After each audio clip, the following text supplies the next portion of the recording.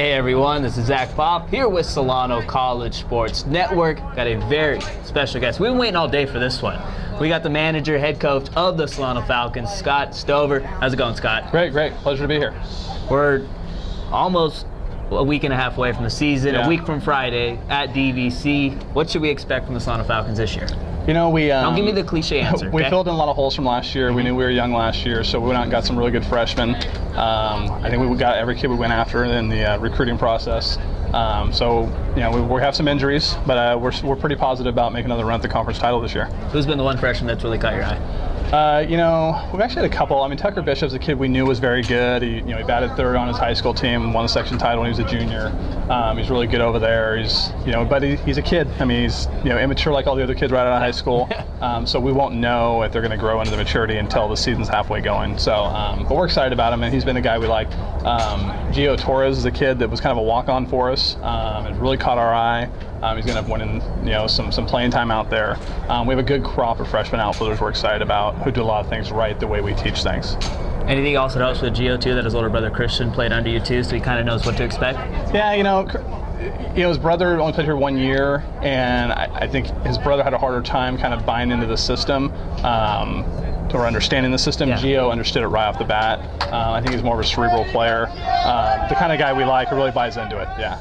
Talk about the importance of sophomore catcher Aaron Brasher. How important is he just defensively behind the plate and for the pitching staff? Well, if you look back, we have, I think, going past the last 8 years, all Division I catchers. So with, started with Ryan Lipkin going to USF, playing for Team USA, drafted Kyle Babel going to Division I school, and then with Vic Romero. So Brasher just continues that trend for us. He might be the best arm back there that we've had. Vic Romero was a real smart catcher. Brasher's kind of had to learn on the fly because he was thrown in the mix. He caught more games as a freshman than anyone else.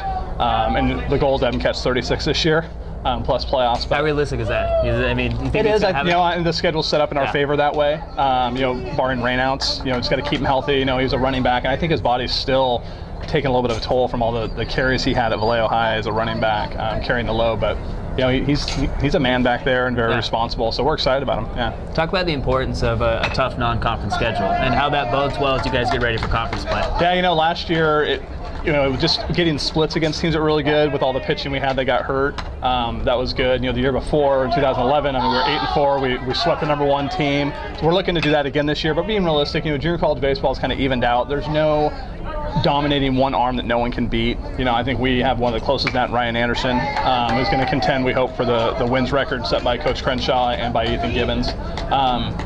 It's tough. I mean, San Mateo is going to be good against Santa Rosa. We added Delta to the schedule. Won a state title 2 years ago. So the preseason schedule is going to be a challenge for us, but we're excited about it. And you were talking about Ryan Anderson. Talk about the importance that Ryan Anderson has to this team. I mean, he's the one ace that you guys have and you can depend on start in and start out. The difference between him and the other guys we've had who are true aces is Ryan is very quiet. And it's not to say like Ethan Gibbons had the whole demeanor about him and the swag that was entertaining, and he's a great kid to be around. Ryan, whether he's doing really, really well or not very well at all, you don't know the way he's acting. His emotions are very ice cold. It's almost kind of like Maddox and Glavine and those guys when they're in their prime with the Braves.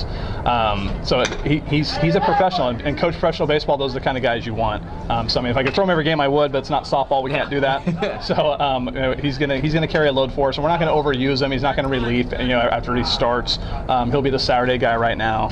And we'll bump him if we need to, but as of right now, he'll stay on Saturdays. And we just interviewed Tommy Vasey and also Dustin Crenshaw. Talk about the importance that they've had to this team bringing them on this year. Missing Cody Carror has really hurt us. I've had him for 5 years, and it's hurt me more than anything because having an assistant coach who's been in your system that played for you, the difference between having Cody and having Dustin and Tommy is A, there's 2 of them, but B, they played here and won. When Cody played here, we're still building the program, so it was tougher. So Cody, the first time Cody ever made playoffs was when he was here as a coach.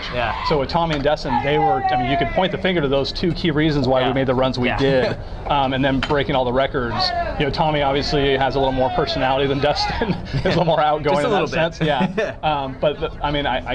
I'm blessed having these 2 out here because they know the system, and I don't have to tell them things twice. And it's like having Cody, but I have 2 of them. So it's been great. We're excited about it. Hopefully I can have him for a few more years. What about Bobby Campos? Bobby's great. Bobby never wants to have a big role, but he's more responsible than any responsibilities we give him. He's there every single day, and when he misses, he feels awful doing it. but he's been great for us. And just having a guy out there who's an All-American and a Hall of Famer here, and I mean, he's Mr. Solano County, and he appreciates and recognizes what we do with our student athletes, not just on the field, but off the field as well. I mean, it's a huge asset to have. So I've had probably the best fall I've ever had enjoying this because of having guys around me who are just superb individuals. What's the biggest difference with this year's team compared to last year's team that just missed the playoffs barely? By one game. Yeah. I think it's the experience. Having Anthony Pizzola is a third-year guy, but he was hurt his first year. Last year he couldn't throw that much. Having him as a third-year guy with experience, it's having guys you can trust. I trust that even if someone like Pizzola or Justin Quillitan don't succeed in what they're doing right there, they're going to try everything they can to make that adjustment on the next pitch. And that's one thing we didn't have last year. Even with the sophomores who were returning, those were guys who was freshmen in 2011 didn't have a lot of experience as freshmen because we were so good now that it was sophomore dominated. This last year a lot of the freshmen had to play. So now with Crosby and Wells, and Anderson being preseason All-Americans and All-Conference last year, they had a lot of experience last year. So they're going to bring that to the table this year, which is when you have sophomore leadership who has experience, it's night and day. The 2011 team showed that. Who are going to be the most competitive teams in the Bay Valley Conference that will contend with you guys for a Bay Valley Conference championship this year? That's a good question because we usually, I'm always on top of it trying to research it, but this year was hard. I really don't know. Yeah. I mean, Marin's always been good, and last year they didn't make playoffs along with us. Laney made playoffs for the first time in 15, 16 years. They lost all the guys, and they lost some returning freshmen from what I heard, but I haven't heard anything about LMC or Napa. I know Contra Costa lost a few guys. You don't know because guys can get transfers and whatnot. Yeah. So this year it's just more about focusing all of our attention on the guys. It's not just the baseball part, getting them in classes, getting the right classes, getting them to transfer. Still already talking to a lot of schools for them to transfer to. So we're just kind of focusing on what we can do. We're going to play our game no matter who we play. We don't make our changes. I mean, our system is set up to have success with the guys we've incorporated in it. So it doesn't matter who our opponent is. I know last year only 3 home runs total. Yeah. Are you going to kind of focus more on small ball, or some guys have a little more pop this year? I know Speedy only played 16 games, so he's got some pop. So he's got some whip in his bat. You guys have been here long enough to see even when the bats were kind of juiced, we still short game more than anybody. Yeah. The Cañada series was really impressive in 2011 because we really won that game on short game, and then the score got out of hand after that. Yeah. We're going to stick with what we do. It's a big part of our game. With Crosby, Wells, Speeny, they have whip in their bat. Wells can hit 4 to 5 home runs, and he showed it in the World Series this year for us. But his job is going to be drive the ball in the gap, hit the ball hard on the ground, throw people out from the outfield. Yeah. And he's such a smart individual. Him and Speeny are the 2 President's Award winners academically, so they're not going to come outside their element. If the home run comes, that's great. But this time of year, the wind just kind of dead or it blows in. So we'll wait till April to worry about the home runs. Right now in preseason, it's just execution's going to be the number one key. If we throw strikes and we play catch and we execute, I'll be happy however the outcome comes. All right, Coach, I know you might not want to do this. The players have done it. Both the assistant coaches did it. Super Bowl prediction, score, and winner.